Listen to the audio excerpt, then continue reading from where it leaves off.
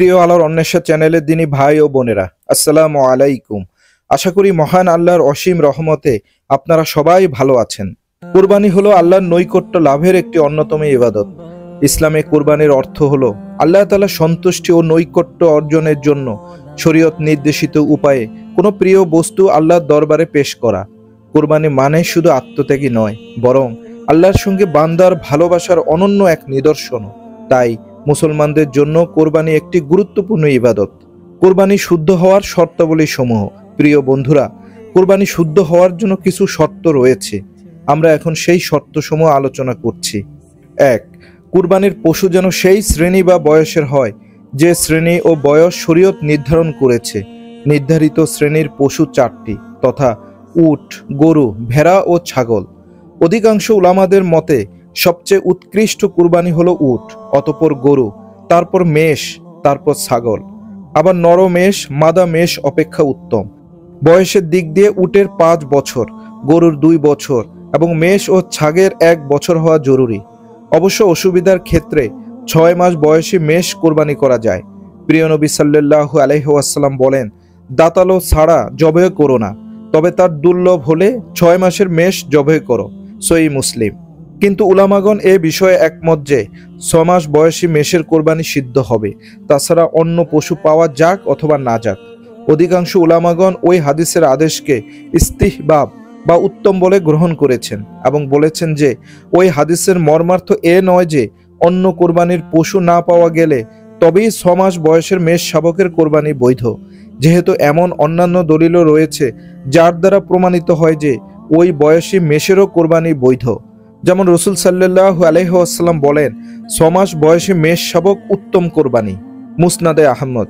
উকবা বিন আমের রাদিয়াল্লাহু তাআলা আনহু বলেন, একদা নবী করিম সাল্লাল্লাহু আলাইহি ওয়াসাল্লাম কোরবানির পশু বিতরণ করলেন। উকবার ভাগে পড়ল এক 6 মাস বয়সের মেষ। তিনি বললেন, হে আল্লাহর রাসূল, আমার ভাগে 6 মাসের মেষ হলো। প্রত্যুত্তরে তিনি বললেন, এটা দিয়েই তুমি কোরবানি করো। সহিহ বুখারী ও মুসলিম। 2. কোরবানির পশু মোটা তাজা ও দোষ ত্রুটি মুক্ত হওয়া আবশ্যক। রাসূল সাল্লাল্লাহু আলাইহি ওয়াসাল্লাম স্বাস্থ্যবান পশু দিয়ে কোরবানি করতেন। হযরত আবু হুরায়রা রাদিয়াল্লাহু তাআলা আনহু থেকে বর্ণিত, নবী করিম সাল্লাল্লাহু আলাইহি ওয়াসাল্লাম যখন কোরবানি করতে চাইতেন তখন তিনি 2টি বড় মোটা তাজা শিংওয়ালা সুন্দর রঙের খাসিকৃত ভেড়া ক্রয় করতেন। ইবনে মাজাহ। কোরবানির পশুর মধ্যে যেসব দোষ ত্রুটি থাকলে কোরবানি দেওয়া যাবে না, এখন আমরা তা আলোচনা করছি। 1. দৃষ্টিশক্তি না থাকা। যে পশুর 2 চোখ বা 1 চোখ পুরোপুরি অন্ধ অথবা 1/3 বেশি নষ্ট হয়েছে, এমন পশু দিয়ে কোরবানি করা যাবে না। তবে যার চক্ষু সাদা হয়ে গেছে কিন্তু নষ্ট হয়নি, তার কোরবানি সিদ্ধ হবে, কারণ তা স্পষ্ট কানা নয়। 2. শ্রবণ শক্তি না থাকা। 3. অত্যন্ত দুর্বল, রোগা ও জীর্ণ শীর্ণ হওয়া। কোরবানির পশুর হাড়ের মগজ শুকিয়ে গেলে তা দিয়ে কোরবানি করা যাবে না। স্পষ্ট রোগের চিহ্ন প্রকাশিত পশু, যে চড়তে অথবা খেতে পারে না, যার দরুন দুর্বলতা ও মাংস বিকৃতি হয়ে থাকে, স্পষ্ট ক্ষত থাকলে যদি তার ফলে পশুর উপর কোনো প্রভাব পড়ে থাকে, সেক্ষেত্রে উক্তরূপ পশু দিয়ে কোরবানি করা যাবে না। 4. এই পরিমাণ খোঁড়া পশু যে জবাইয়ের স্থান পর্যন্ত হেঁটে যেতে পারে না। যে পশু এমন খোঁড়া যে 3 পায়ের উপর ভর করে চলাচল করে, 4র্থ পা মাটি স্পর্শ করে না, কিংবা স্পর্শ করলেও তাতে ভর দিতে পারে না, এমন পশু দিয়ে কোরবানি করা যাবে না। তবে জবাইয়ের সময় মাটিতে শোয়াতে গিয়ে পশুর পা ভেঙে গেলে ওই পশু দিয়ে কোরবানি করা যাবে। 5. লেজের বেশিরভাগ অংশ কাটা। 6. জন্মগতভাবে কান না থাকা। 7. কানের বেশিরভাগ কাটা।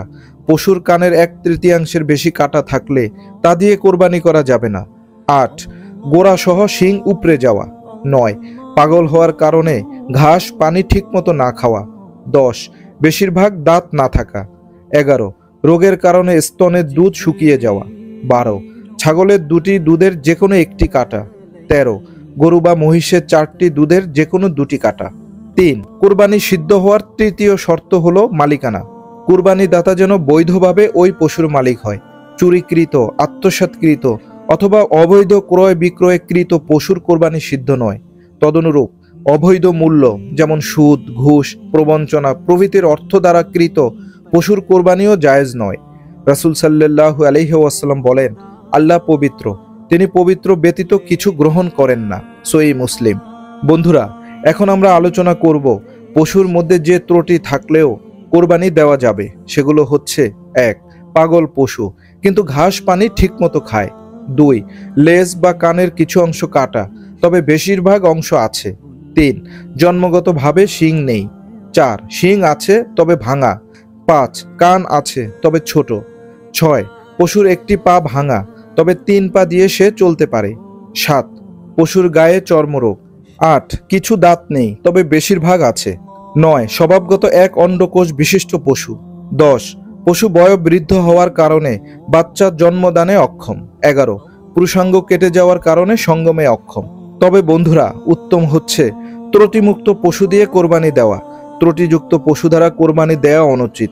রাসূল সাল্লাল্লাহু আলাইহি ওয়াসাল্লামের যুগে মুসলিমগণ দামি, মোটা তাজা এবং উত্তম পশু কোরবানির জন্য বাছাই করতেন, যা একমাত্র তাদের তাকওয়া, আল্লাহর প্রতি ভীতি ও ভালোবাসা থেকে উদ্গত হতো।